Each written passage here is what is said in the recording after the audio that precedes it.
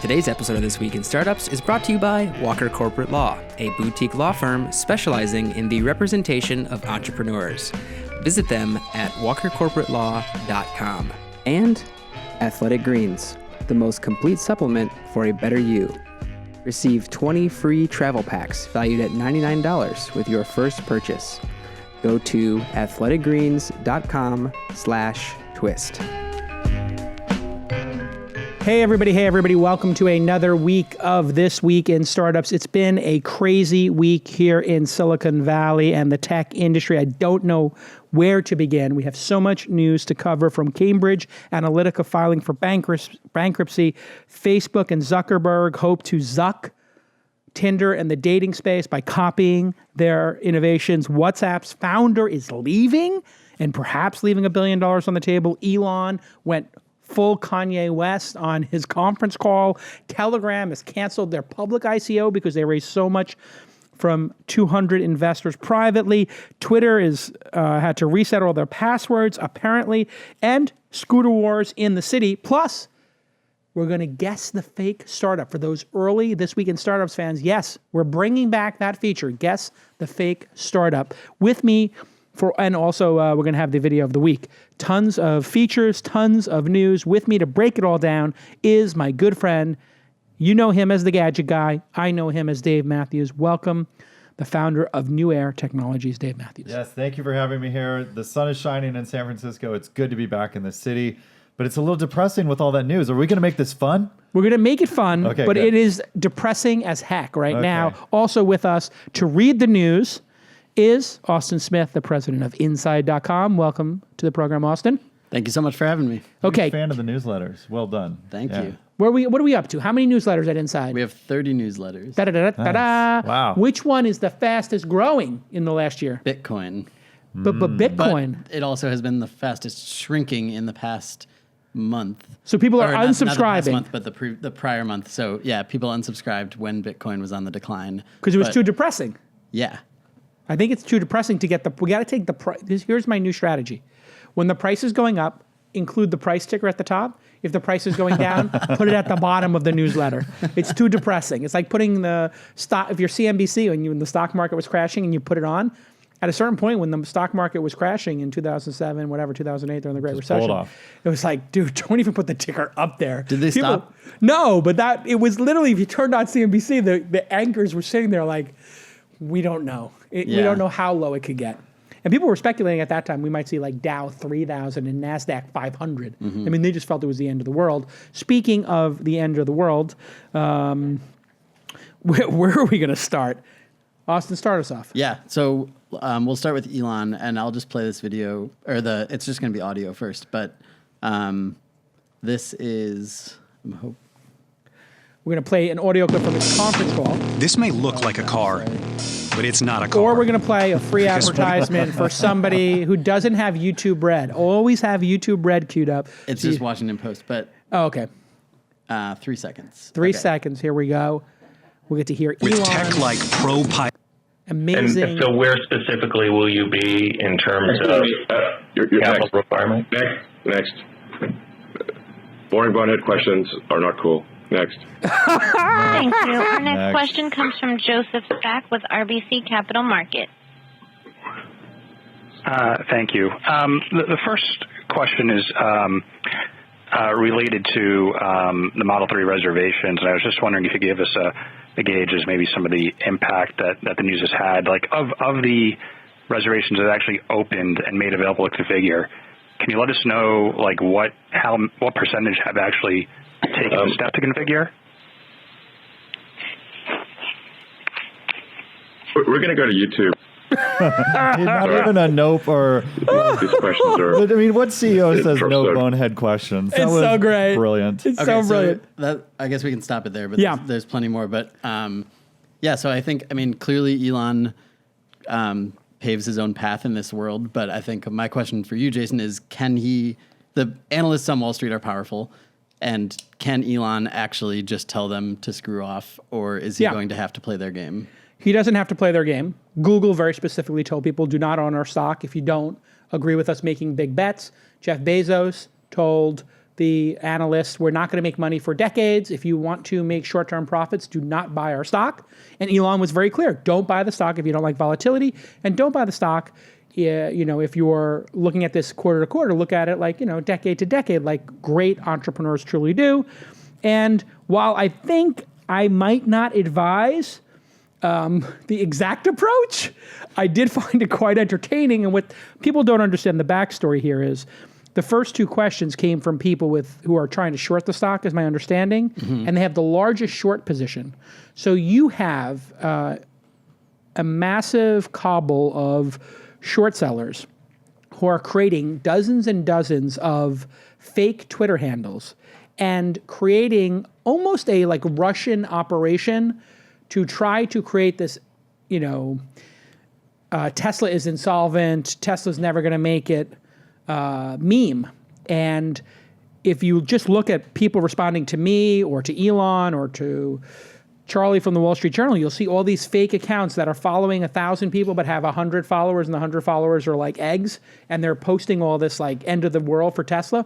This is what he's up against. It's the most shorted stock, which is people making a bet that it's going to go down. So there's something valid there. Those people are putting money. But I do think a lot of the questions are not looking at exactly how well things are going. Tesla, if you look at the product, Tesla is destroying their competitors.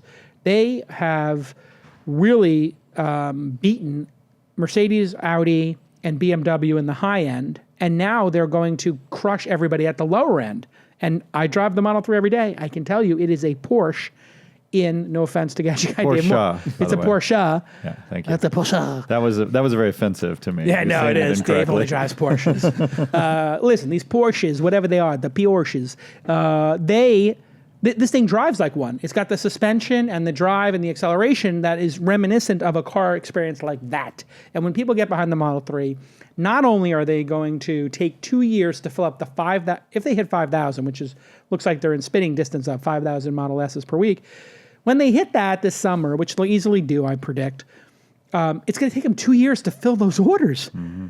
So this idea like, how many orders are left, whatever, this is like the best-selling car in history. And this comes off of the prior week, when he admitted that he installed too many robots. Yes. So just like Fruit Loops have like 30% more fruit, Teslas have 30% less robots. They literally automated too much, I think. Too crazy? Ambitious. It is, because I think what that means is there's more upside to, if he figures those pieces of automation out, to pricing power and the number of units he can release. So I had a conversation around Christmas with one of the guys that worked at the robotics company that went in to do this installation. Mm-hmm. And I went on the Porsche factory floor as well, and they have combinations of humans controlling essentially robot lifters. So think about an exoskeleton. So you're not lifting a whole windshield, but it's that balance of human-machine interaction. What is the balance at a Porsche factory, you think? Porsche factory. So the big heavy stuff is robotic. Like my favorite is when the body is joined with the drivetrain. Wow. But things like the windshield, like the chassis or whatever that is. Yeah, it all comes together. Wow. At a point. The marriage of motor and body. Yeah. I'm going to stop you right there. Keep moving on. I just need a little time. But anyway, you think it's like what, 50-50 there or something? Or no, it's mostly automated, like all the welds, all the paint booth, because they want uniformity across the line. Right, that's super important. And when I was talking to the guys that install the robotic system in LA over Christmas, they said he was really trying to get robots to go inside of the vehicle and move more parts in. And it's difficult. Like the dashboard, if you have a robot do all that, think about the movement that you have to make. Oh my God, it's crazy. Inside. Yeah. Now, what's cool about the Tesla Dash is from your Model 3, think about where you started with the Roadster to the S. The Model 3 Dash has relatively nothing in it, right? Yeah, it's like one piece. Bonk. Yeah. One screen. It's just like an iPad and nothing else. Thing in the middle, right? It's got vents.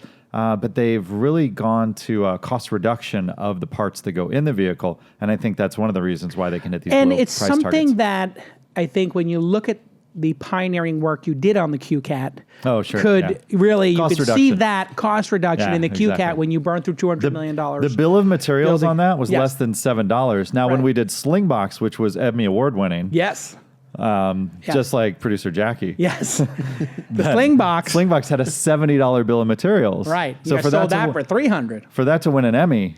That's something. And now Elon's standing on the shoulders of giants, clearly. I think it's like one of my favorite part was, okay, let's go to YouTube. Yeah. Because it was literally like saying like, okay. Even a jerk on YouTube has a better question. Let's go to next quarter. I can't wait for it. Okay. Let's go to Reddit. Yeah. Let's go to 4chan. Right. What does 4chan say? But do you think so?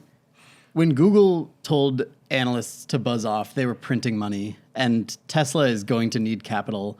They're going to be posting losses for a long time, probably. Nah, I think he says like they'll be by the end of the year. They're going to get to, his thing is that they could be profitable by the end of the year. He's been investing, building the Gigafactory is the big, is the red ink. Mm-hmm. But if you look at the Gigafactory as a 30, 40, 50-year expense, it'll be fine. And look, Masayoshi-san just came in and spent $10 billion or something like that on Uber shares.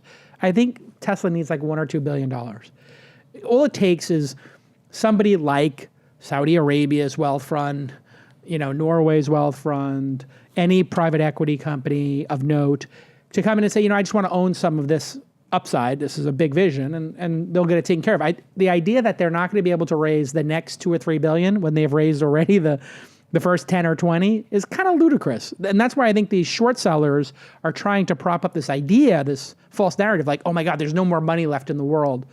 It's a $50 billion company. If they need to raise 5 or 10 more billion, that would be diluting 10 to 20% of the cap table. That's okay. And the Gigafactory is just to build batteries, right? So that's going to go into his right now Tesla storage batteries as well. Because with Solar City, they've got the play where you park batteries inside your home as well. Yeah, and that's going to be the big win that people are not actually watching that much of, which is in Puerto Rico, Kauai, Australia, and a couple of other places. They've been building these, battery farms, the largest battery farms ever. Off-grid farms, yep. Off-grid farms. So if the country, runs out of coal or something goes wrong with the nuclear plant, they're fine. Yeah. And it really helps load balance. All right, when we get back, we're going to talk a little bit about the continued stealing of other people's innovations by Mark Zuckerberg at Facebook and the beef with the founder, Jan, or Jan. I don't know if it's Jan or Jan. Jan from WhatsApp. And we're going to play Guess the Fake Startup. Yes, the contest is back. Guess the Fake Startup after this quick break. And let me take a moment to thank my friend, Scott Walker, from the Walker Corporate Law Group. You know them. They're a boutique law firm that specializes in representing founders and startups. And they believe that billable hours reward waste. So they give you flat rate pricing. They're going to tell you what you're going to spend to form your company, to raise money, to do M&A, to do your terms of service, all of the other things you need to get done, privacy policies, licensing agreements, you get the idea. And every lawyer there has decades of experience. You don't want somebody learning on your startup's dime. And that's why you're going to use the Walker Corporate Law Group. The Walker Corporate Law Group, again, specializes in startups and entrepreneurs. So go ahead and call my friend Scott Walker, really great guy, 415-979-9998. That number again, 415-979-9998. Or email Scott directly, scott@walkercorporatelaw.com, or visit walkercorporatelaw.com. Scott@walkercorporatelaw.com, or you can visit walkercorporatelaw.com. Okay, thanks again, Scott, for supporting This Week in Startups. Okay, Austin, now it's your turn to shine. Gadget guy Dave Mathews, you remember how this game works. Did you ever play it on the in the first 100 episodes of the show? I don't think you were on. We had it, no. All right, it's a pretty simple premise. We're going to hear about 3 startups from Austin. 2 are real, 1 is fake. You and I will debate it. We'll make our selection, and then we'll find out if we were able to guess the fake startup. Amazing. Go ahead, Austin. Tell us about these 3 startups. So since Facebook launched a dating app this week, that is our theme. Dating apps is the theme. I like it, a theme. Yep. Okay, so first one is delightful.com. And basically for each of these, I pulled a blurb from the homepage, so I'm just going to read through the sort of description. So delightful.com. The Match Group and Steve Harvey announced that they are teaming up in the name of love to provide a revolutionary dating experience for relationship-minded singles. The collaborative efforts are being led by co-founders, Family Feud host Steve Harvey, who will serve as the brand's chief love officer by providing custom dating and relationship advice, and Sam Yegan, the CEO of the Match Group. The new site within Match's dating portfolio is aimed at singles focused on finding and keeping love. Steve has been involved in the site's overall design and personality, as well as producing unique content, which covers such topics for women as how to be more dateable, and for men as how to treat a woman. Sign up today at delightful.com. Okay. Can we see a picture of Steve Harvey for this? Yeah. Steve Harvey is the guy from the Family Feud who always looks exacerbated at people's questions. Yeah. And like he does not want to be the host, but that he's got so much debt and alimony payments or whatever that he has to take that gig. It's like, I don't want to be the host of the Family Feud, and I don't know that he has alimony payments or that he's in debt. I suppose neither. But that's my personal interpretation of Steve Harvey's absolutely looking like he's in prison and being tortured by the CIA. Okay, there he is. There he is. Look at him. He is not happy in that photo. And that is him coming out of the birth of his second child, and he just looks really upset. And that he's the creative director. Did I catch that right? Chief love officer. But all the creativity comes from this individual. Yeah. Give us the next story. Got it. Okay. All right. Next one is called HODL My Heart. Hi, I'm Josiah Barnes, a longtime crypto enthusiast and blockchain theorist. Over the years, I've realized it's quite lonely being a hodler.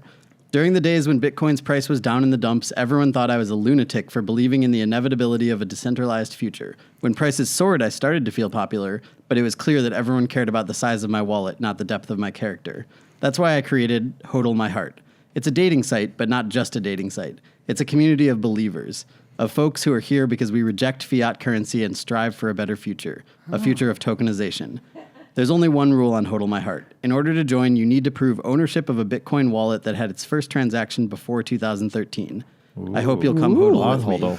HODLmyheart.com. Dave has found love. Wow. Look at Dave is so happy right now. You're the opposite of Steve Harvey. My non-custodial wallet just winked or whatever it would do. Be careful here, okay? I don't want to have... First of all, we have to explain what HODL is. It's a take on hold, like hold stocks. Right. But the true meaning is... In LOL speak, because of the transposing of the last two characters, it really means hold on for dear life, meaning we have no idea what this is going to do. Yeah. It's the roller coaster. Like literally every time it goes up or down on the Reddit forums, they just put different... HODL. Different... roller coasters, which is pretty hilarious. Okay, give us the third. We have the Steve Harvey, Chief Love Officer, got it. Delightful or whatever it is. Okay, third is clown dating. It's no fun looking for love when you're a clown. Behind all the makeup and the red nose is a lonely heart. Clowns are unique entertainers loved by some yet feared and hated by others. Luckily, clown dating is here to help. If you're a clown wannabe, or simply a clown lover, you've come to the right place. A clown lover, which is no one, I think. Yeah. The Joker.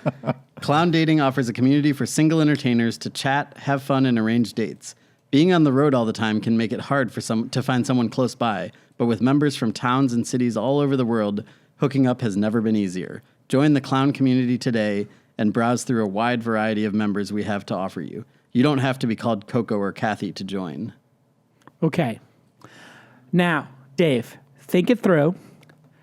Do you have a pen over there? Can you write it down or no? I want to make sure that you don't change your vote. Oh, I see. Do you want to go first or you want me to go first? You go first. You're the guest. No, this is... No, you're the guest. Okay. You go first. Walk me through your thinking. These are all ridiculous. These are all terrible ideas, first of all. Terrible ideas. Okay. As an investor in the launch fund, I would like for no money to go into zero money. Okay. You want me to find another Koum, another Robinhood, yes. Another desktop metal. Pied Piper, whatever. Anything but this. Anything but I got this. it. I got you. Wait, so you should have two answers. One is which one you think is fake, and the other is if you had to, which one would you invest in? Yeah. Which one would you be CEO I would put of? Chief Technology Officer of? I would be CTO of HODL My Heart. Of course you would. That's a layup. It's so ridiculous. No, it's the worst of all of them. I would be CEO of clown dating because obviously that's something people have called me my whole life. So it seems appropriate. Yeah, the Steve Harvey one, I want to say that he's too busy to do this. Okay, that's interesting logic. It's not in his wheelhouse. He's a very angry man. He wears very loud suits. So I'm going to say that that's the. So you're going to say the Steve Harvey. Yeah. Okay, this is very interesting. It's the fake startup. We have to lock in. We're going to lock you in. Yeah. I think there's fetishes all over the internet, which makes it a terrible, wonderful place. And the clown thing is, and the HODL thing could be true. Interestingly enough, I am going to say that you presented them. So I always like to do the gamesmanship of the person who did the actual work, which is Austin. Austin came up with these. So one of them's real, 2 are fake. No, other way around. 2 are real, 1's fake. Yeah. Okay, so we have to guess the fake. Yep. So you believe the fake is Steve Harvey. Steve Got it. Harvey, Okay, I came up with the rules. I don't remember them. Okay. So one of them is fake, 2 are real. Now here's the thing. You're coming out, you want to impress the boss man, that's me, so you want to have a good showing on the first one, so you put a lot of work into this. Now, you presented them in a certain order. And the order you presented them were from most realistic to most farcical. The Steve Harvey one is completely realistic because that guy likes money. He does every job presented to him. Family Feud, he's got his own book series, he's got a radio show. This is a worker bee. So it's completely plausible that when Match.com came to him, because he wrote a series of books, something you don't know, Dave. What? Do you have insider knowledge? Match.com come to him for something like this? And well, hold on a second. Don't screw it up now because you did a good job. I'm getting information from you each time you speak. And so you presented it first, and it's the most logical, and then you got most farcical. So that would lead one to believe that you started with the one that could be, in fact, the fake one, like Dave surmised. However, he wrote 2 books, or 3 books, about dating and men and women and relationships. And so he cares about relationships. I remember this book because the book was a little controversial, something because he was telling people how to behave and maybe his behavior wasn't in sync with the book, or there was some wacky things. Whenever you tell people how they should behave in love, it's going to create a whole big thing back and forth. And I could see him either approaching Match.com or vice versa, because dating can be verticalized. There was JDate and, all kinds of dating sites. So then you went to HODL My Heart and the clown one. The clown scene's the most crazy, but that means it's actually real. Because no person, Austin, would be asked to do the task you were asked and make one as crazy as the clown. So the clown does exist in the world. So it's either HODL My Heart or the Steve Harvey one. Now, cryptocurrency is a big trend, so you would think somebody would start this. But I'm leaning towards Dave's logic. Not your logic, but your choice. I don't think it's because Steve Harvey's too busy. I think Austin wanted to create such an incredible misdirection. And so I believe Austin focused on misdirection by making the most seemingly plausible one the actual fake one. So HODL My Heart, a clown one I know is real, because you wouldn't pick something like that because you'd be like, oh, well, he didn't even try. He just made something ridiculous. So clown's real. So then it's between HODL My Heart. You know what I've realized through all this? I want to play the game Clue with you. He did it with the noose and the candlestick. In the candlestick in the study. On game night, Jason just goes on an hour long. So here's what's going to happen. Well, this is how I break down poker heads. I am, for the sake of the show, I'm leaning towards the Harvey one, but for the sake of the show, I'm going to think that it's the HODL one since it seems so plausible. So I'm going to lock in to HODL. Am I going to lock in, Austin? It's up to you. Because I have 3 choices. I have one choice. It's either Harvey or HODL. Is there a gamble? Oh, you looked down when I said HODL. I'm going to lock into HODL. Okay. We got a show to get to. Let's do we want to do it? Would you want to do this for lunch? Should we do this based on... You owe me so many lunches by now. We're going to come up with the cost. It's going to be like, we're going to have to move into no move. All right, here we go. Okay. I'm locking into HODL. Tell us one's fake, so tell us one of the real ones. Yep. So clown dating is real. Yeah. Okay, yes, very good. So now this is very dramatic because... Dun, dun, dun. And did I surmise correctly that you would not have created something as outlandish as the clown? Yeah, I wanted it to seem like a real thing. So, got it. Okay. But I think I don't think I could have been as creative to have come up with the Steve Harvey idea. That one is real as well. Wow. But I have to say, unbelievable. But I have to say, yes. So I found a blog the post about it. master is back. It was the Steve Harvey thing launched in 2014, and it still exists, but his name has been stripped off of it, and so. But it's still. But it is real. a real thing, yeah. And then HODL My Heart with his is books. the one you made up. HODL My Heart I made up. And so when you heard my analysis, did your heart sink? Or were you just thrilled that you chose to work with somebody as brilliant as me? Take me through your thinking. Because my logic there was is that a binary question? I have to pick one of those answers? How good was my logic? Yes. Austin, take me through it. I don't think... Let's see. Wait, this so is what how was your, the Stockholm what was your Syndrome logic? starts. My logic was clown is too outrageous to not be real. Yeah. Because you, as the writer of this, the creator of this episode, of this feature, you would not put something as ridiculous as the fake one. Mm-hmm. So that was a diversionary tactic. It was, in fact, real. It was too outrageous to not be real. But then I thought the Steve Harvey one, because he wrote those books, had to be real. And the HODL one seemed kind of plausible, kind of not plausible, and that's why I picked it as the fake. Mm-hmm. Yeah, so my logic, I think, was that... Take me through your logic. The first two that I found the real ones first, and they seemed so outlandish to me that... I felt like I should just take the approach of something less outlandish, and it seems like, and I actually did find there are a couple of companies doing ICOs. There's one called Datecoin, so there are some things that are sort of like this, but nothing that's like a blockchain or Bitcoin specific dating site. And there was another tell in there. If you were going to make a dating site, you wouldn't want to limit the users to before 2013. That was a bridge too far. I would have said maybe before 2017, because it was you still had to have some guts to buy it in 2016. I mean, so I felt 2013 was too far back and would limit the pool of dating.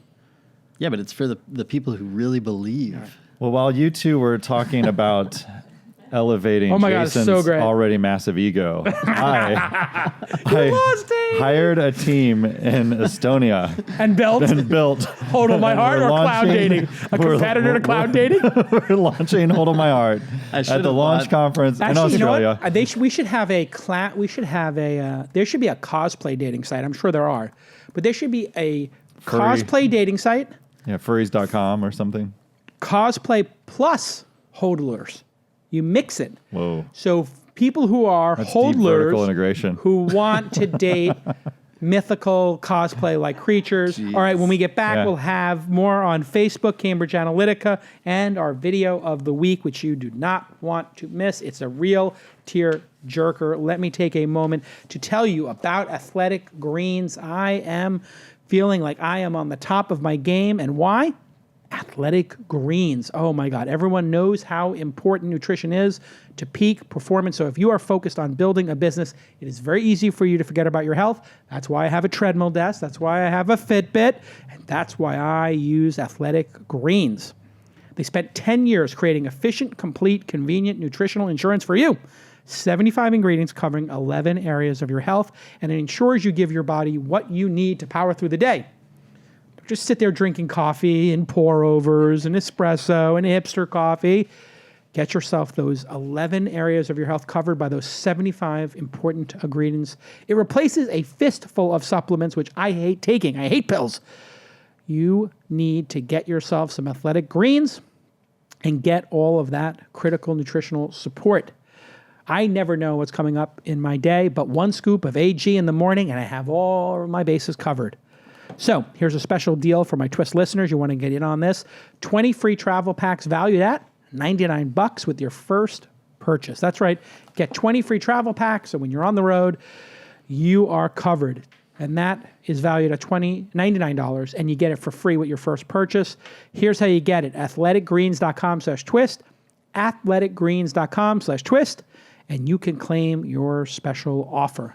Get those 20 free travel packs with your first purchase. Thanks again to Athletic Greens for sponsoring This Week in Startups. athleticgreens.com/twist. Make sure you use that /twist so they know that I sent you. Okay, back to the news. All right, so Facebook is next. So they had the big F8 conference this week. A few different things came out of that. The Oculus Go VR headset, which is no longer requires a high power PC, so it's a standalone VR headset. And then clearing your browser history is a new feature they launched, your data history. But then it seems like probably the biggest news is they launched a dating feature, and the day that they launched it, the Match.com, going back to our previous theme, their stock was hammered. And so I think we've heard Jason talk many times about how he feels about Facebook ripping off other companies' products. So crazy. Dave, let's hear it from you. Yeah, so I messaged Sean Rad, the founder of Tinder, about this story. He's a buddy of mine from LA. And he had no comment, surprisingly enough. But he is out of the Match IAC group now. Chairman of Numerous or whatever. Yeah. Muterus. Window seat. Yeah. So the look, Facebook just really lost our trust is probably the understatement in the last month, right? With the data scandal. Obviously, if you're on a network where you're providing the content, they need some data for this to happen. But in light of all of the Cambridge Analytica studies, and maybe abusing this data with everything that we knew was happening anyway, advertising specifically for us, to us. Are people ready to, quote unquote, get into bed with Facebook with dating? Yeah, that's a great question, and you're ping-ponging it around here very well. I like how Austin dropped it to you, and now you're dropping it to me to make the final decision here. Here's the thing. I think Facebook, specifically Zuckerberg, did such a good job speaking, at those congressional hearings and Senate hearings. I guess there were two different ones. I think he did a good job. He was pretty mousy to me. He wasn't. Here's the thing. You have to think about how low the benchmark is for him. He had a panic attack on stage with Kara Swisher, and that is the benchmark people were, and that was 15 years ago. Maybe 10 years ago, 2007, maybe 2008. Anyway, that's what people were benchmarking against, and he was fantastic compared to that caricature of him. Yep. A caricature that was literally parodied on SNL, where he's like, make eye contact, now do this. I mean, they literally were making fun of him as if he had some social disease or challenge. And I don't know if consumers care all that much. I do think that the government cares, and certainly the European government cares, and I think the UK is going to now compel him to come testify, was the other news. So he sent over his chief privacy officer or legal counsel or something, general counsel, and they were like, yeah, not enough. And if you don't come, we're going to pick you up at the airport the next time you happen to come to London town.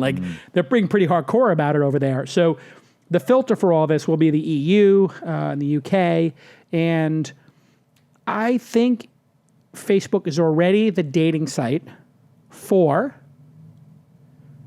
older people who are married, because all of the people who get divorced have some Facebook thing where they wind up meeting their ex or their college sweetheart, or they circle back around. So it's almost like this historical dating pool. Yep. People I knew in college, people I knew in high school. But that's people that are already connected, right? So Correct. From what I've read about this Facebook dating is it'll eliminate the people you're already friends with. Right. Which I think is a missed opportunity.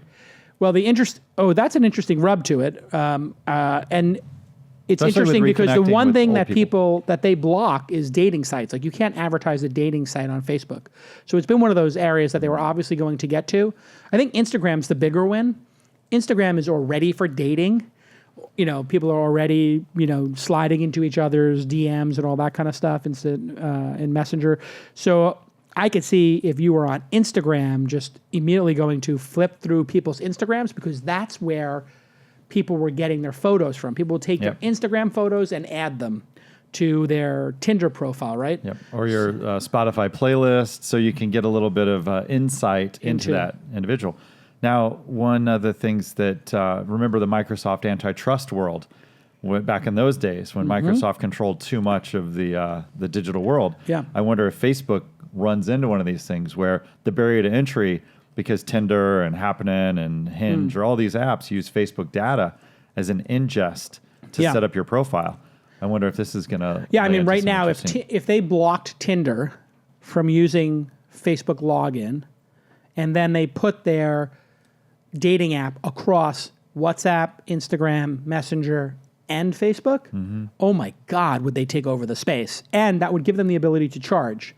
So they could charge a membership fee. So that's actually the killer feature here, is that the monetization in dating sites is paying. Yep. So this could get Facebook to 100 million, 500 million credit cards, I think relatively quick. Yep. That could be a huge second revenue stream for them. I think what's most interesting is, you know how you see the ads on the side of the page with Facebook? I'm going to do this. I'm going to change my profile to single and see if I start getting suggestions on the side of my screen. I think that, because that's like I'm not going to go online to date because I want to see energy and I want to know a person. But if they start throwing up heads like, they do this already with, you should friend this person, right? Right. They have you should date this person. Yeah. So it could be like marry.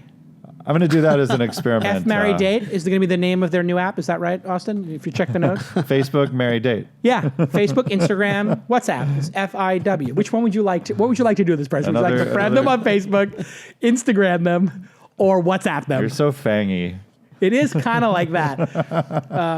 But that's actually interesting. They could literally show you people you might know, people you might marry, people you might date. Or kill. And with the data they have, this could be the comeback of the century or the decade. All right. If Facebook did a feature that used the algorithm, machine learning, artificial intelligence, very focused AI to say, these people wound up getting married. Here's what they shared in common. Here's the signals. And the AI would do this without you ever knowing. This was that. Now we can present the person who's going to break up your marriage and unfollow and block them.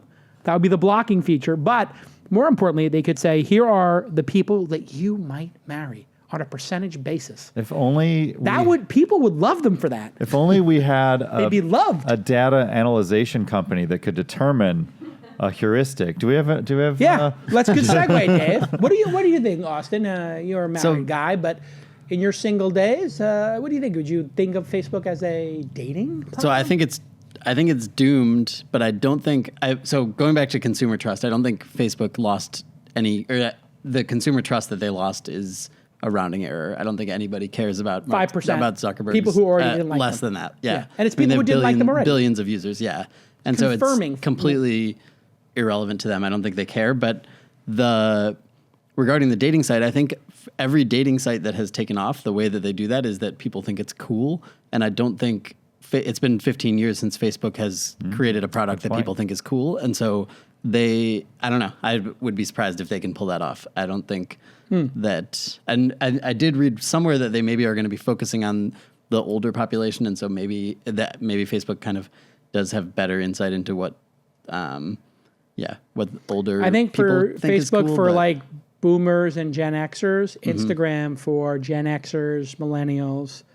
Yeah, that would make a lot of sense. Why hasn't Snapchat done this? What a great opportunity for Snapchat to say, hey, put your stories, pick your 10 best stories, and put them into the dating pool. And you swipe up to date somebody. And if only they had a proximity platform they could use to find out when that person is nearby. If only they had NewAer to do that. Okay, let's keep moving.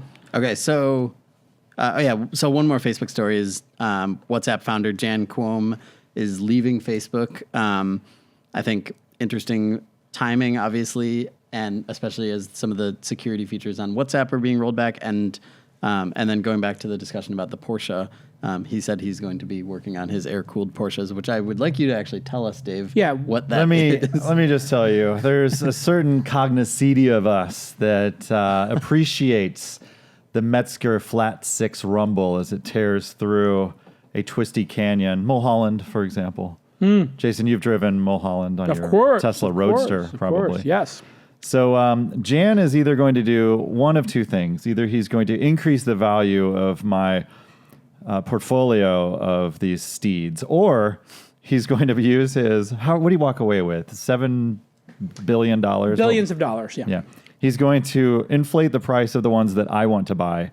Because I like restoring cars. I like bringing them back. But these air-cooled are the 911s from the 90s. Pre-1990. Pre-1990. Yeah, exactly. Only the 911.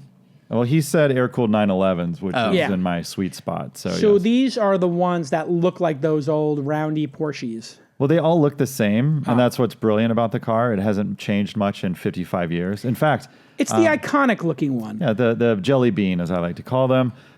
Just last weekend, I was at a raceway in Los Angeles where we lined up the cars for the 55 years of the 911. And my Instagram at GGDM is rife with beautiful colored jelly beans. Am I correct that this is the one we're talking about? We'll throw it up on the screen there. See. Oh, that's the one. That's a jelly bean, huh? That is a jelly bean. That's Look at a that gorgeous color. car. But you're telling me all of those from different model years look about the same. From 1964, when the 911 was introduced, to 1999, they look generally the same.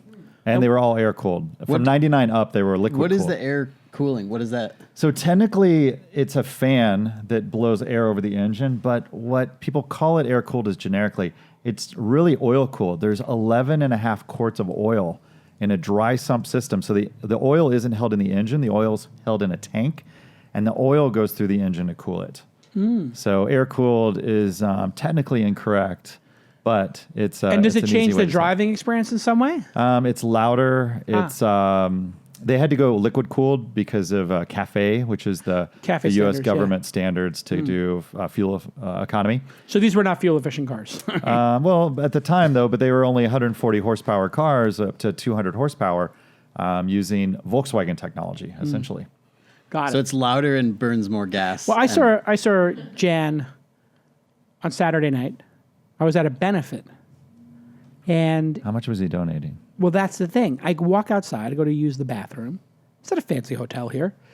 I come out of the benefit, and he's standing there with his crew at the front desk. They won't let him in. And I walk up to the lady. I said, this is a personal friend of Yada Yada's, who was one of the people. And then I leaned over to her and said, and he's also a billionaire. You might want to let him in because he's going to bid on stuff. And she's like, oh, of course, yes. Jason's friend, yes, of course. And they gave him all wristbands, and he thanked me. Because I was like... Is this a true story? It's a literal true story. I saw him Saturday night. He was standing like at the front door, and no, he obviously was invited, but his name wasn't at the front door. Okay. Therefore, the woman at the front door was like a kind of an elite ticket. You know, it was expensive, and this was like the party was 2/3 done, and I think it was going to like open into a cocktail reception. So some people were coming later or earlier. I don't mean to. That's why I'm not going to give too many details about it. I don't want to invade the guy's privacy, but it's my own little funny story. Was this like your furry party you went to? With? Oh, God, please. I don't want to have to make another statement that I went to a 250-person party where there was no sex or drugs. All right. Yes, I went to a 250-person party, and it was it set a record for the world's largest orgy. What are you doing this weekend? I might want to hang out with you. Exactly. Bring a Porsche. In a Porsche. It is interesting that he's leaving because it's supposedly over encryption and the potential practices of, and the other founder, I believe, he left months ago, and he tweeted, a month ago he tweeted, delete Facebook in March. So the two founders who got $19 billion, which probably tripled in value because they got stock, and Jan was on the board, I understand. Yep. Mm-hmm. They are now so disgusted with Zuckerberg and his behavior that they're telling people to delete. And he's leaving. And he's walking away from $1 billion. Is that true? He's walking away from $1 billion. I got to think there's got to be an earn-out thing, right? Yeah. I would think they settle and they keep him a consultant because you do not want to have that kind of bad blood out there. If you're Zuckerberg, over $1 billion, it's not worth it. Yeah. And by the way, I guarantee that's settled. I guarantee they give him the $1 billion if he just answers questions about the platform and doesn't say something negative about Zuckerberg for the next 10 years. And he said it's about encryption standards as well. And from what I hear from my security friends, the keys for WhatsApp are already compromised. So I don't understand that. I think this goes more into data manipulation and maybe ad serving. And the Instagram guys are going through this as well, right? They don't want that data to go into Instagram. This is one of the things that I think there was also the EU when they approved the WhatsApp deal, and Emmy Award-winning producer Jackie will take a quick look here about this, but the agreement to let them buy WhatsApp, the EU, was that WhatsApp and Facebook data would not be commingled, and that they believe Facebook did just that. So you cannot trust Facebook, clearly. If you think you can trust Facebook, you're not paying attention. The people who have sold their company to Facebook are now banging their heads against the wall in frustration because I think Zuckerberg lied to them as well. I'm going to assume he lied to them and told them, we're not going to compromise your product ever, and sweet talked him into selling. And this is the important message to any founder who gets an offer from Mark Zuckerberg, who is great at talking people into selling their company to him. Don't. But isn't the machine too large, right? Zuck's just the figurehead. No. No? He has control of that company. The buck stops at Mark. Beyond that, he was able to buy both those companies without consulting the board. What? He was able, because of his super shares, to say, we're just doing these two transactions. He looked them in the eyes and said, here's what we're doing. Then he went to the board and said, here's what we're doing. And remember the famous story of Andreessen coaching him and working against the other comp committee members or something to give Zuckerberg special conditions that he could leave, and the super shares and all this kind of stuff. So literally, I think the company is corrupted like soup to nuts. And like if they do a discovery process ever of like the communications there, of what went down, oh my God. Like if you brought an Eric Holder in like Uber did, the amount of stuff that would come out of how they've treated partners and what data they have and who compromised what data, I think would be insane. Like I've heard all these kind of stories, you probably heard them as well, of different Facebook employees looking at other people's exes, DMs or profiles. Full database parties back when they were old Palo Alto campus. The engineers could get on any terminal and do direct database calls to find anything about any closed profiles, DMs, you name it. It was literally a party trick. Wow. Yeah. This is the rumor that's been going on for a while. All right, let's keep moving. We could talk about Facebook's tremendous success and unbelievable unethical behavior forever. So the next story here is Cambridge Analytica, but if you don't want to keep talking about Facebook... Let's just do it quickly. They're going out of business? Is that the story? Cambridge Analytica has filed for bankruptcy, yep. They lost all their customers after news came out. Imagine that. And I had friends go through their office in New York, which the Mercer family put $15 million into this. Mm-hmm. They're one of the super PAC funders. The office... Park Avenue, phenomenal office, beautiful art on the walls. Amazing, tremendous. Such an art that would only rival what I have in Mar-a-Lago. You got to work on that one. Listen, don't do Trump on this program. Mar-a-Lago is filled with a lot of great art. A lot of it. Trump impersonation contest. You want to get on it, Austin? Horrible. No one worked there. Trigger warning. It was literally an office just to hold art. And what a shame. These Mercers are quite a characters, huh? Yeah. They also put Breitbart in business, is that right? Yep. So they backed Breitbart to do the PR campaigning. They backed Milo Yiannopoulos, is that the understand? Or Breitbart backed him? Backed Milo, yeah. Milo. So they create this crazy insanity of like Milo's performance art combined with... the Berkeley shutdown. Yeah, all of this is like this giant covert chaos creating, online effort. And then you combine that with Cambridge Analytica having the data and Facebook in 2016 said they did an investigation and CA had to delete that data. Yeah, we trust you. Yeah, wink. Go ahead and delete it. Wink. Can you imagine what data Palantir has at this point? Unbelievable. Can you imagine how much data Palantir is deleting? So there hasn't been a lot of news on Palantir, right? But they have to be... there's got to be like a fire truck and dumpster on fire at the back. I saw... And they're just pouring like drives into it. Gasoline and shredding. Literally, they've got like an army of people with drills going through hard drives in the backyard. Get this stuff out of here. Unbelievable. All right, enough. We can keep moving. Okay, so... It's so depressing. Oh, we didn't do the startup video of the week, but give us another news story and then we'll go to that. Okay. Do you want to do Telegram? Yes. What's going on here? Yeah, so Telegram had planned this massive ICO to raise tons of money, and then they ended up raising $1.7 billion with a B. Yeah. With a B. Do you believe that? Oof. And Telegram, as soon as any dissonance from any country happens, everyone jumps on Telegram because Pavel, the CEO, made some money by selling the Facebook of Russia for $300 million. Mm-hmm. He's been on the road. He doesn't have a home. Is that a euphemism for on the lam? He's on the lam. He doesn't go back to Mother Russia. But I wonder why. And it's banned. Telegram's banned in Russia. Okay. Yeah. Many countries have tried to ban it. But he had 200 investors. I was telegramming him, as you do. Yeah, as one does. Trying to get in on this. Yeah. And he won't return my calls, so to speak. He won't return. Gadget guy Dave Mathews. Exactly. Really? But And you autographed a Q Cat for him, ungrateful bastard. I absolutely did. But how do you return this money? What coin did he put it in? Because when he was raising this money, it was during the heyday of all the coins. Yeah. Ethereum, was it near 1,000? Yeah. And for you to return this money, I think it was a telecoin, right? It was their own version. No, he's not returning the money. He's not going to do the ICO publicly, is I think what's happening, right? He's returning, from what I read from the story, he's canceling the plan to launch the ICO and returning the money. Is that right? No. I think what he did was he said, I got to 200 well-heeled investors. So I think like there was this rumor, Benchmark or Sequoia or otherwise like non-ICO legitimate venture firms were involved somehow in this ICO. And then because he got to the Lending Act or the Investment Act. Yeah, just like why would I want to raise from non... So they did 2 rounds of ICO with accredited investors. So not only institutional funds, but just it could be everyday accredited people. And they raised $1.7 billion in that. And they had a public ICO planned. But they're not doing the public now ICO. They're canceling that. Right, but they're going to keep the $1.7 billion. Money. Oh. Yeah. And this is the thing that the Securities and Exchange Commission needs to investigate immediately. What are the protective provisions on these tokens? Because the people buying them are investors.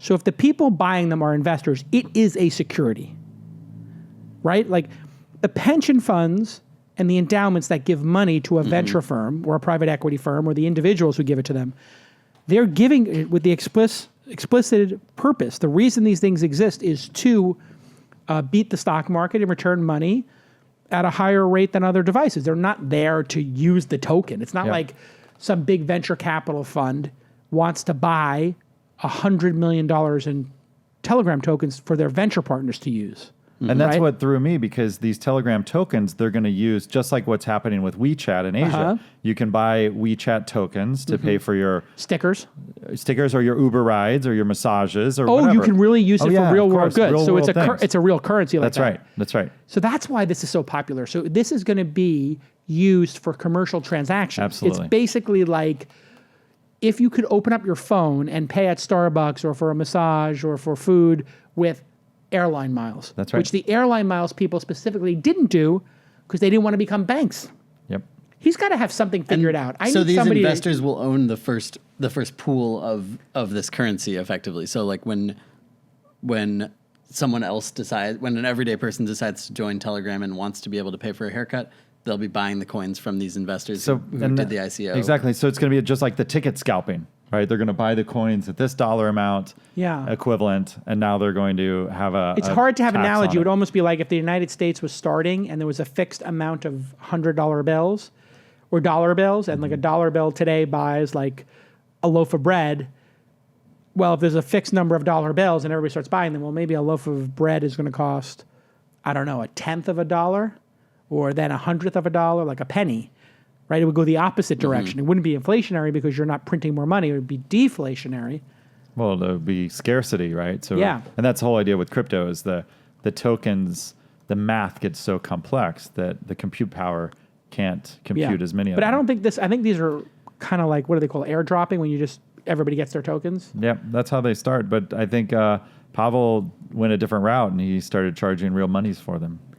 Yeah, I don't know what's going on here, but I gotta think that if it's true that those players are involved, those players would have had to have gone to their LPs to get this, get their blessing. Yep.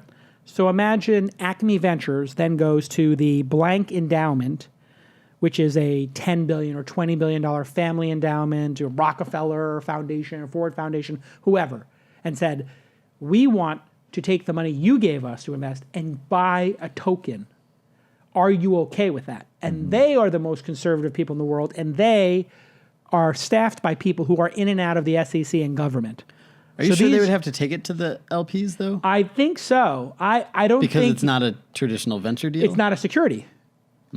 Or maybe it is a security, but it doesn't have the typical protective provision. So if it was me and it was my fund, and I have a fund, if I with my fund was going to buy Bitcoin, I would say in Ethereum, hey, I believe, here's my thesis, I want to buy I want to spend 20% of the fund buying Ethereum. Here's my thesis.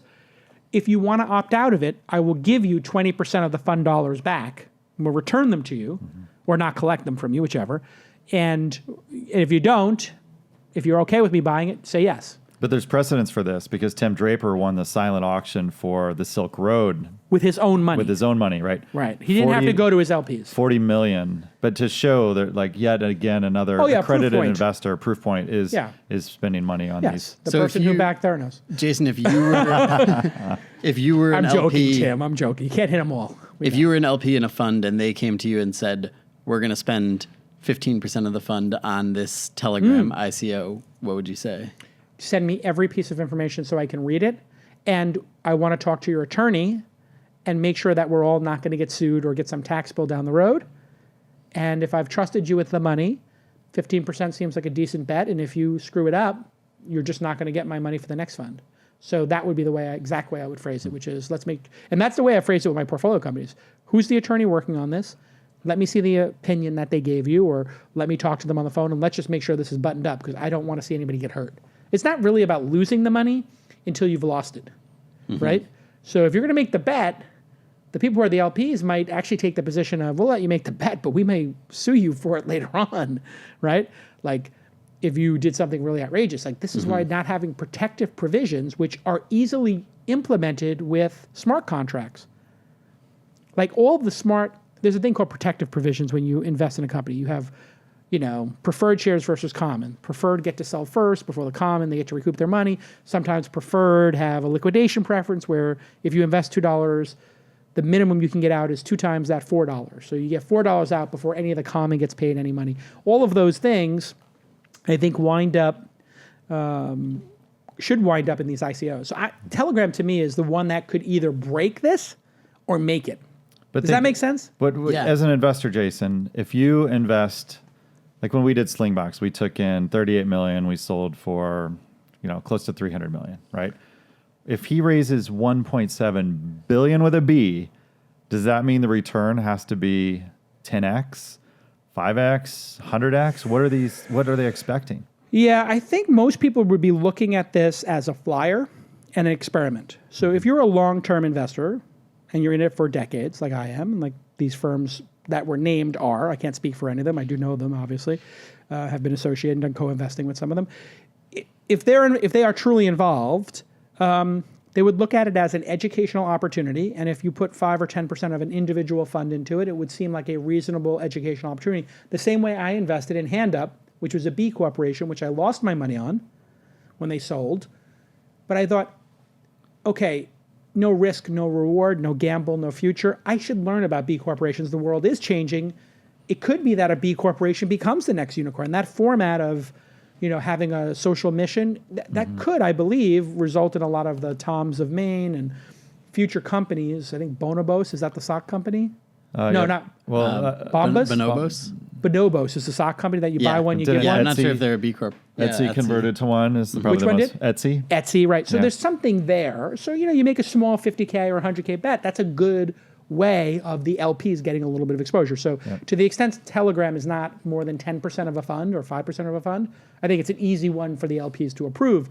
But it would mean that if they did approve it, the LPs would have been involved, lawyers would have been involved, and ultimately the SEC would have been involved.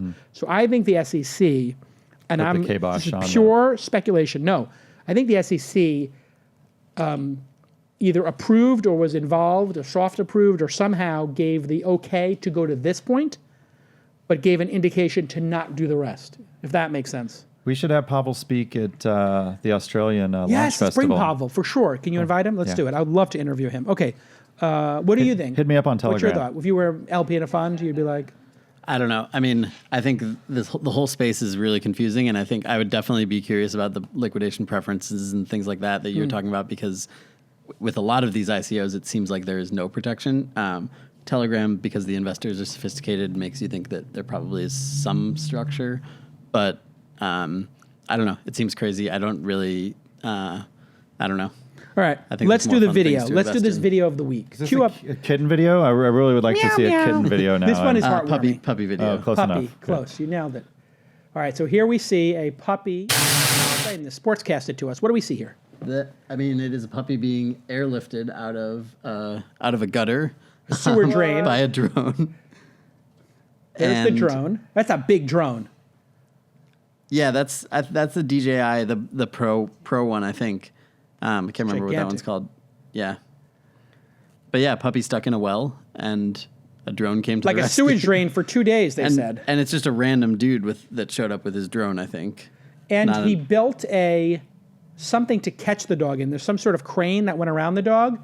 And then what I like about this video is he's so proud of himself and the dog is so calm that he kind of is just like, yeah, I'm just going to, instead of just getting the dog down immediately, I'm going to just bring the dog over here and I'm going to land the drone with blades that are going to chop the drone up next to it. It's dude, just grab the dog and the dog is about to get chopped up by the drone. That is an adorable puppy, but the puppy fell inside the drain through openings in the fence, and he vomited up plastic packets and filth. And this is the crane the guy made, and he made a crane that grabbed the dog without choking him, and that had a heart rate monitor on it, which was completely unnecessary. But he said he did that because he wanted the video to go viral. No, he said he did that because he wanted the puppy to, yes. I mean, Jackie's very touched by this. It's adorable. Give that puppy a bath. There you go. Now you feel better. But the blades were not sharp. Here's the punchline. It turns out this guy took the dog, threw him into the thing to rescue him. Is all a PR. And then he took the dog and euthanized it afterwards because he didn't want to keep it. And so it's just a horrible turn of events when you read the follow-up story. I need a hug after that story. No, the last part is not true. He didn't euthanize the dog. He ate him. No, none of that happened. Nothing happened. The dog is fine. I'm just being totally clear about that. The dog is fine. But I saw it and I just thought, this reminds me of, we were talking about solving for drowning. And I put out that thing, like, why don't we solve for drowning? I wrote an email newsletter, and somebody immediately wrote back to me, and they took a video of a public domain video of people in a pool, and they used computer vision on it, and they were able to identify the people swimming in the pool. So all of a sudden, the computer was showing people swimming. It's like, yeah, if we just train this on whatever number of hours, and then you just mark who died in the pool, then we'll know that people drowned. Wow. I was like, or people could simulate drowning. It's like, yeah, that too, of course. Sure, I'm joking, but and so this to me is the future. We're going to see drone lifeguards. The whole idea of going out into the ocean and a lifeguard risking their life to go get somebody is insane. Yeah. Why not just send one of these high-powered drones out, drop something, and drag them to shore? Or, I mean, I don't know if you've ever seen these crazy videos on YouTube about, maybe somebody could pull one up, of the rescues that the Coast Guard does. Like, these idiots go out on their boats, tiny boats, into huge swells at the mouth of, whatever, they're in Seattle, the mouth of the river going out there into the ocean, and, the swells are 40 feet, and these people take these little tiny boats in, they flip them, they're holding onto them for dear life, and these unbelievably brave We've seen Deadliest Catch. Guys jump out of boats, and they land, and they swim to them, and then pull them out, then they get pulled up. Do this with drones. I mean, it's the idea that somebody would drown like this in the future, to me, I think is going to be, a very rare instance. I can't wait to see the Baywatch sexy Pamela Anderson drone. The Pamela Anderson drone. The drones will just be running down the beach to the Baywatch music in unison in slow motion. No, truth be told, she did have a lot of silicon, so it's not too far away from that. All right, keep going. Let's keep the show for the next 20 minutes. Hey, everybody. What's next? The scooter wars? Yeah, we can talk about the scooter wars, definitely. Mayor Jason would like to talk about that. Is Mayor Jason going to... Oh, well, okay, I guess I'll just explain it. So, yeah. Especially for those of you not in San Francisco, although if you're on Twitter, you probably have heard about this. So in the past few weeks, so it first started with Jump Bikes, which is a dockless electric bike share program in San Francisco that was launched in partnership with the city. They have 250 bikes that are e-assist, so you have to pedal in order for the motor to kick in, but it pushes you along, and I've been commuting on it every day and really like them. And then after that, these scooter companies, one of which is called Bird, and it raised $100 million from lots of high-profile investors. David Sachs. Including David Sachs. Their last investment was $200 on top of that. There was a $200 million round valuation. David invested, I think, at a $50 million. So it went 4x in 6 months. Amazing. Yeah. And they dumped how many? Say again? So Bird and LimeBike is also a bike share company that's been around for a long time. And Bird and Lime and another company called Spin, all within about a week, just dropped these electric scooters around the city. I think between like 1,500 and a couple thousand of them per company. And there might be 4,000 or 5,000 of them out there. Yeah, and with an app, so there's probably one right in front of our building right now. With an app, you can scan a QR code and activate your rental, and you pay like $1 per half hour, and it'll drive around, and you can take it wherever. And when you're finished with it, you just end your rental and you leave it parked on the sidewalk wherever. And they've become very popular, but it's also been a pretty big controversy in San Francisco that people have been on the sidewalks. The streets with technology, of IoT technology, littering the streets. Yeah. So people in San Francisco. Most people are not wearing helmets. People are on the sidewalks running over pedestrians. People are in the streets getting run over by, well, maybe not getting run over by cars. Nobody's gotten run over.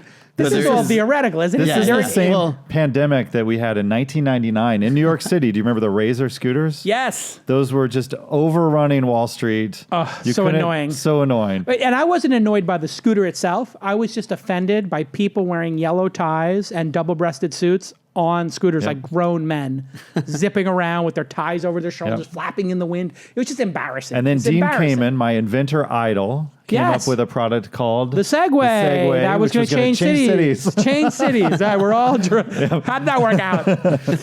Again, an electric scooter, 2 wheels. How many do you own?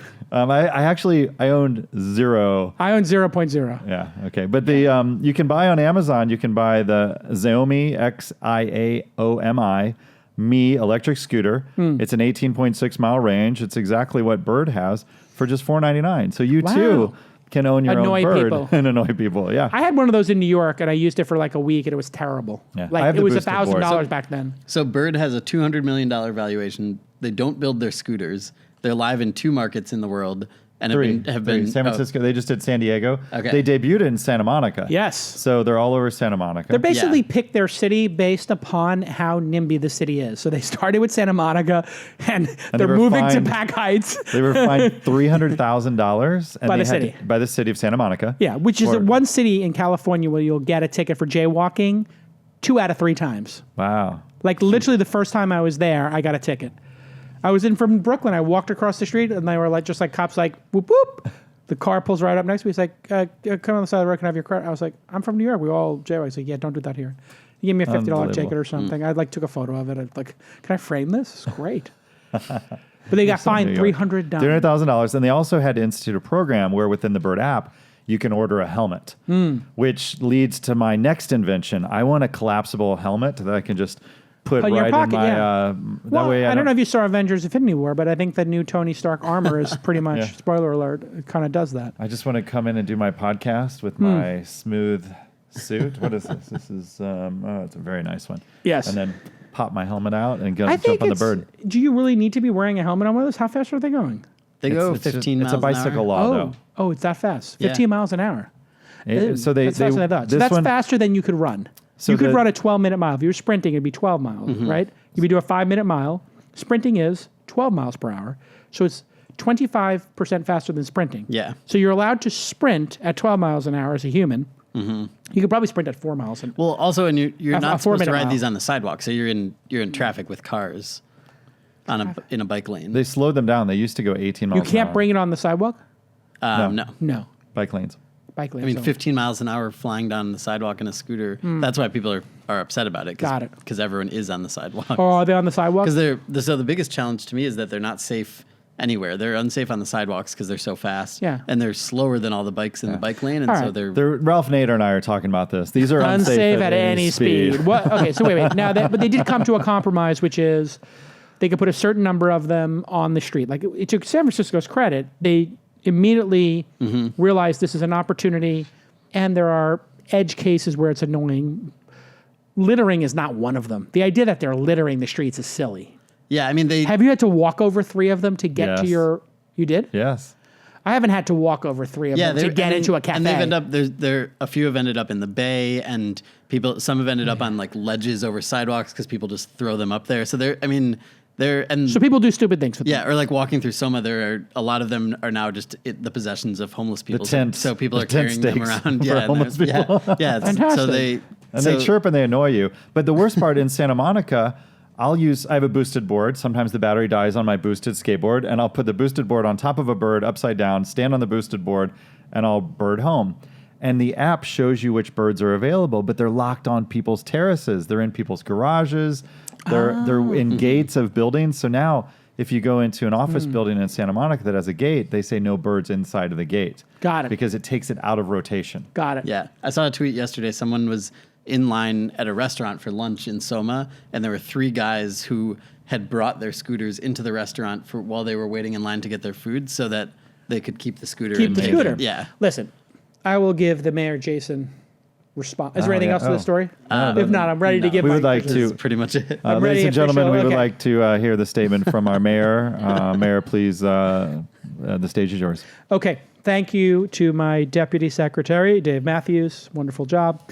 And congratulations on QCAT 2.0 coming to every Whole Foods in the Bay Area. Okay.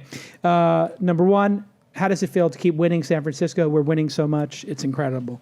On the issue of the Birdie scooters, we have initiated a $10 per scooter licensing fee. That money is going to go directly towards the BART system. So every time one of these scooters is on the street, it's going to increase our investment in fixing the BART. That is a great thing for the city. Second, we're going to remove 1 lane of parking from the following streets: 5th, 7th, 9th, and 3rd, and Bryant and Folsom. You now will have a row of parking to protect that lane of bikes, and we're going to allow these. We're asking them to throttle them at 15 miles an hour, and enforcement. If somebody is caught riding one of these, it's going to be a $300 fine if you're riding it on the sidewalk. If we catch you a second time, it's going to be a $3,000 fine, and you can fight us in the Supreme Court if you don't like those fines. But again, that money is going to go towards the BART. If you don't like it, you can move to another city where technology is not driving transportation choices. Don't forget to vote for me again for my 4th term as mayor. We've changed the election rules. I now can be mayor in perpetuity as long as I get over 51% of the vote. Any questions? Thank you.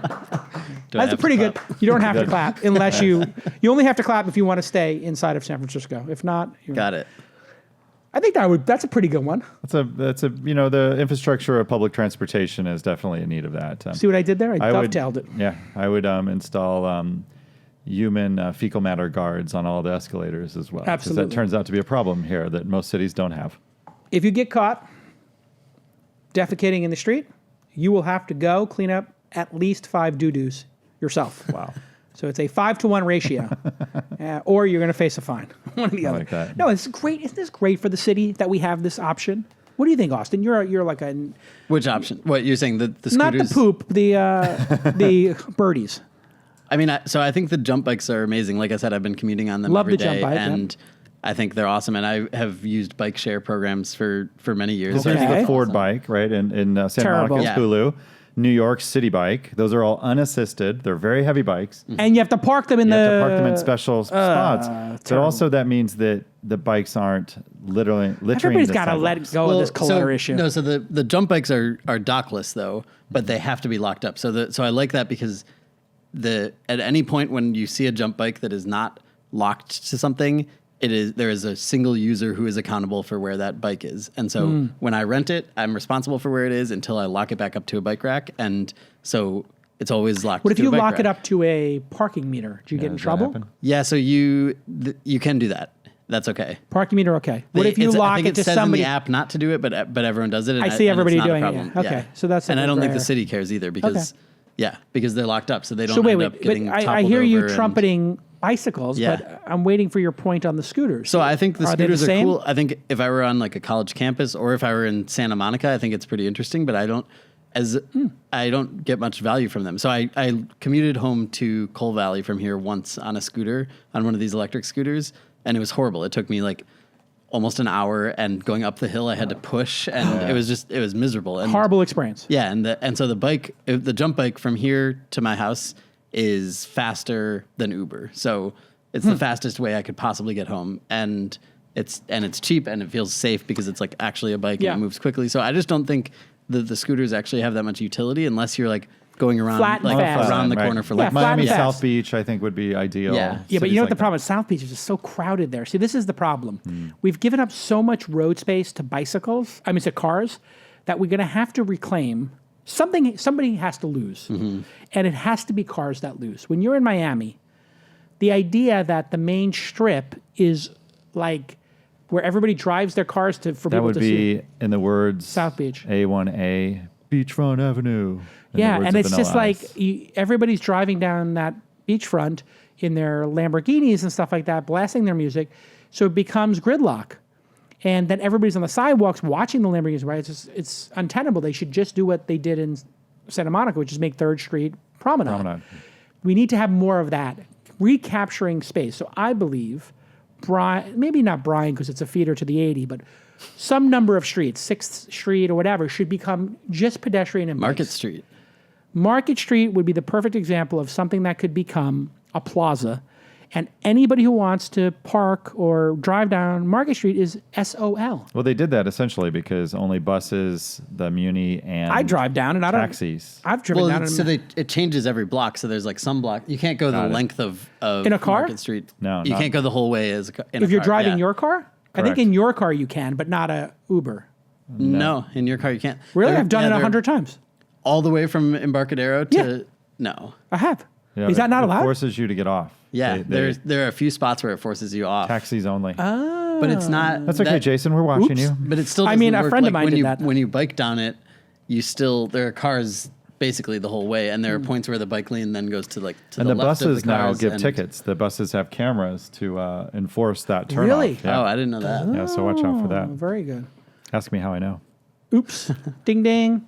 All right, listen, this has been an amazing episode. Great job to Austin on Guess the Fake Startup. That was incredible. Well done. Nice job with the video of the week, Jackie and Jacob back there.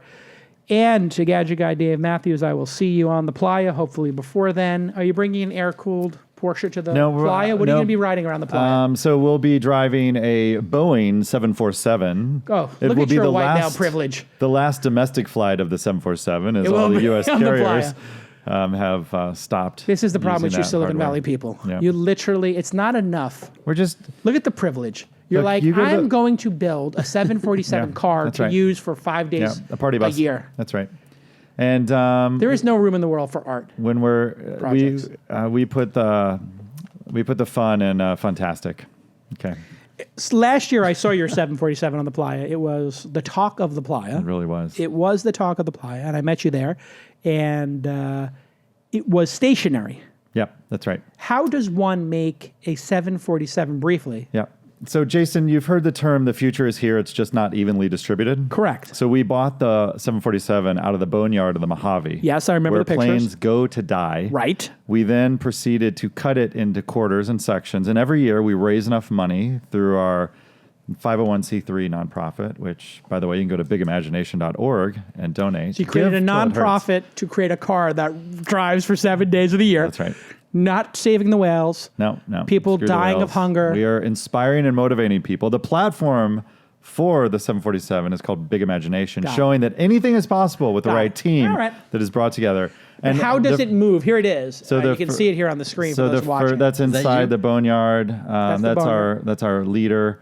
Here it is. We have some VR of the 747. You can see all of this at Big Imagination's website. I get it. So the whole idea here is getting people together to show that anything's possible. And then on the playa, we have Singularity Institution talks. We have TED-like talks. Yes, there's a whole... It's a conference center for people to be inspired and talk. So I'm giving you a hard time, but you still didn't answer my question. This is literally going to be driving on the playa? Yeah, so we bought a tug off of eBay for $4,000. A tug. The tug is what... It has wheels already. Yeah, it has wheels, but we didn't have the wheels there. That's why I'm saying the wheels weren't evenly distributed. Right, so every it was year, laying on the playa. Yeah, every year from the last 2 years, we had 135 feet from tip to the cut that we made.